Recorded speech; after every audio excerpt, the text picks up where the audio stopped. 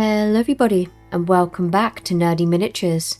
In today's video we complete the last of our resin figures as we build and paint the Lord of the World, Lord Thorne. This video we broken up into two parts, first the building stage and then the painting stage. These will be indicated by the timestamps, so feel free to jump around as you wish. By this point in the building process, we knew what we were doing, so putting Thorne together was very quick and simple. Consisting of only a few pieces and using Gorilla Glue, this build took little to no time at all. Unlike Hera in our last video, Thorne did not come with any additional pieces of armour or weapons for us to choose between, but you know, he's not really a pivotal character in the whole story, so we'll forgive him for that.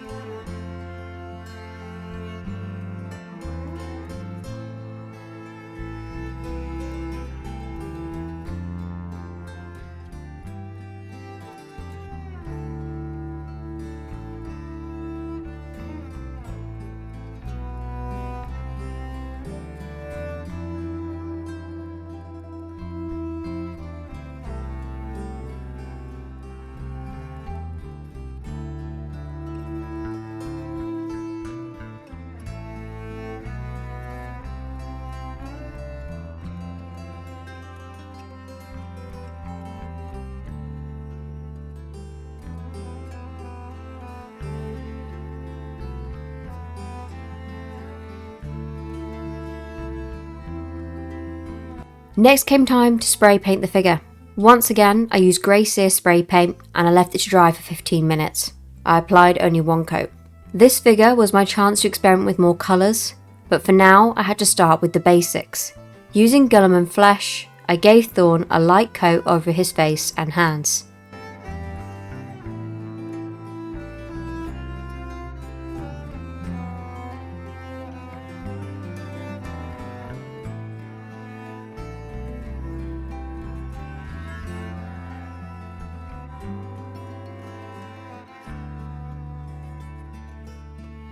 I then moved on to his cape. I was unsure what colour would be best for this, so I ended up starting with a base of Sigvald Burgundy. Now this colour is way more purple than red, so it didn't have the desired effect, but layered underneath Khorne Red, it made for the perfect colour.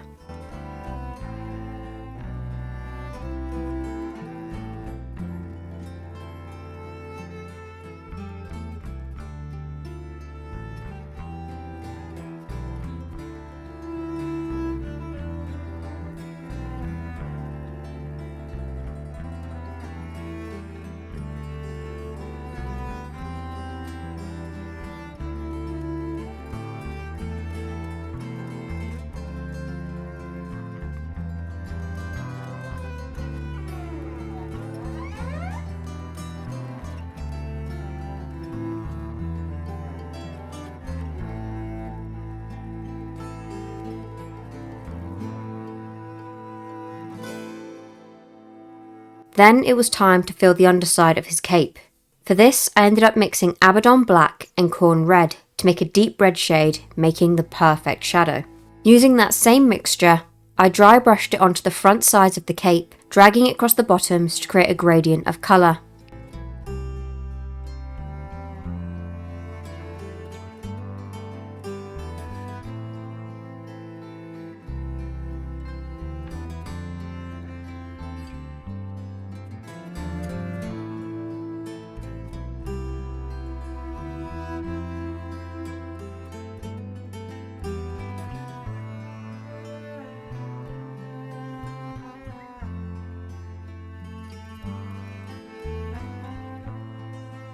Whilst that dried down, I moved on to Thorne's tunic.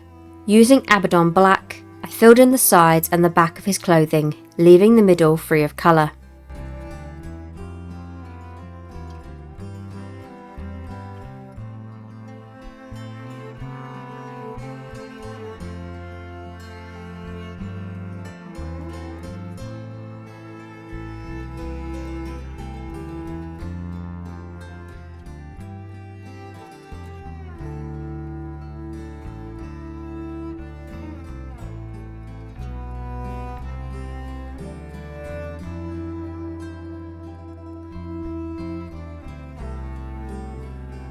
Now dipping back into Abaddon Black, I finally started adding this colour to the belt, cuffs and chest of the character. This will have more colour added later, but for now it looks little on the dull side.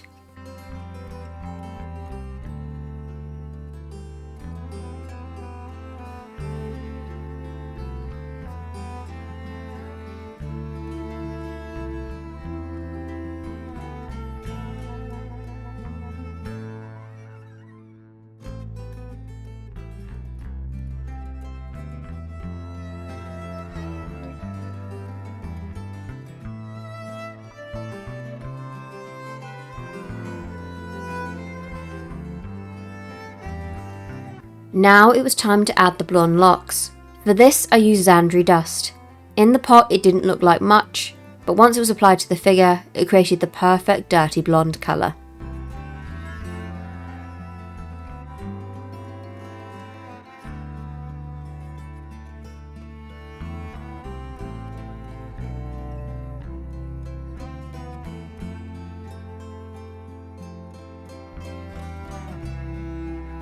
Whilst that dried down, I went back onto the skin.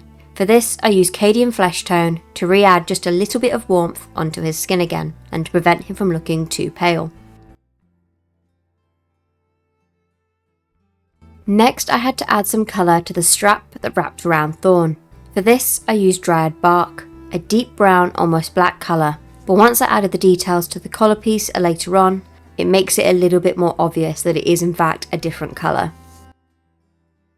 Now it was time to add the white to the front of this tunic. For this I used Vallejo model colour in white and gently dragged it across the front of the figure, making sure to keep within the lines.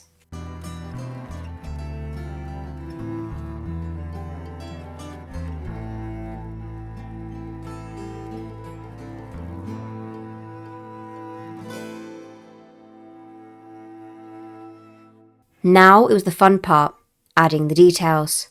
For this, I used Retributor Armour and a small brush, and started adding the details to the chest panel, knees and wrists. I also added this to the gaps between the tunic on his chainmail to highlight the discs. I also used this to highlight the pommel and the hilt of his sword.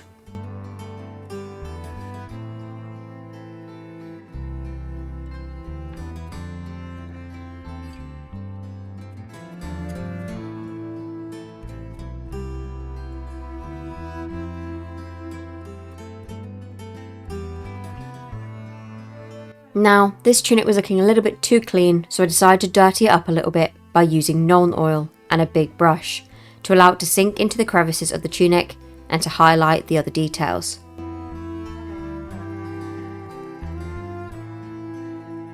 Lining the white part of Thorne's tunic is a very thin silver line.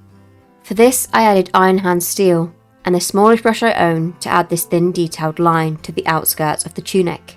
I did go outside the lines a little bit at times, but I cleaned that up later with a mixture of Abaddon Black and white, periodically jumping between the two. Using that same colour, I then painted the blade of his sword.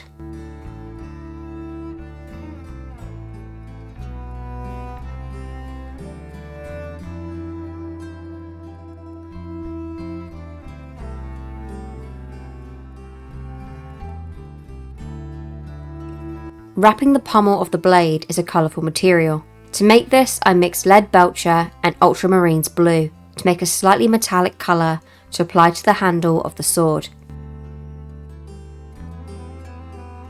Next came time to highlight the cape. For this, I used Khorne Red and Magmadroth Flame to make a brighter orange toned red. I added this to the tops of the creases that went across his shoulders before dragging it down the length of the cape. I ended up going back in with just Magmadroth Flame, just to really amplify these highlights.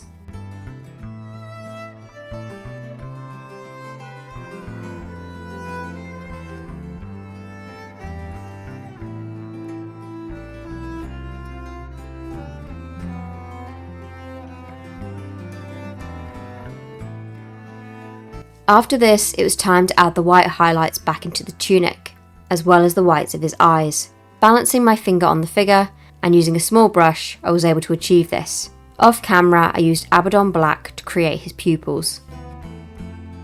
That is the figure complete. Now it was time to do the base. Thorne is standing on a piece of wood, so to do this I laid down a base of Dryad Bark before leaving it to dry. Just like his tunic, we needed to add the highlights. For this I used Magmadroth Flesh. After that dried, I then added the lighter brown highlights using the shade Seraphon Sepia.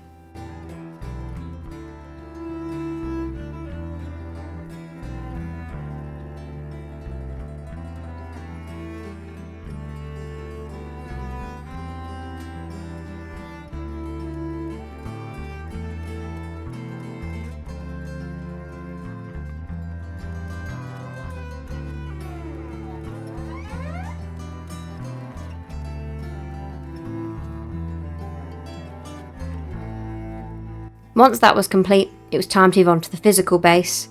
For this, once again, I used the technical paint Stirland Mud, and I placed pieces of grass around the base to finish off this figure.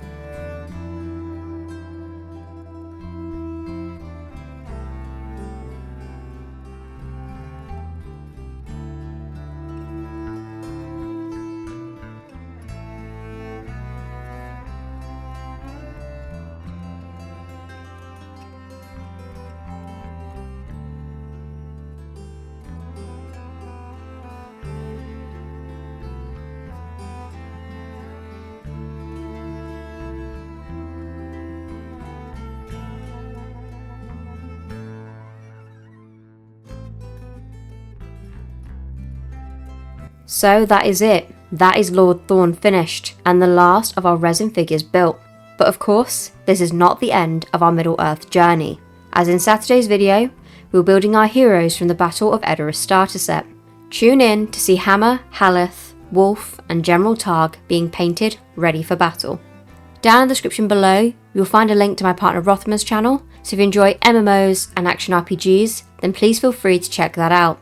You will also find a link down there to my channel, so if you enjoy fantasy lore, I cover topics like Tolkien, Game of Thrones, Age of Sigmar and most recently The Witcher. Anyway, that'll be it for me for now. Hope you guys have a wonderful day or night wherever you are in the world. And as always, peace out.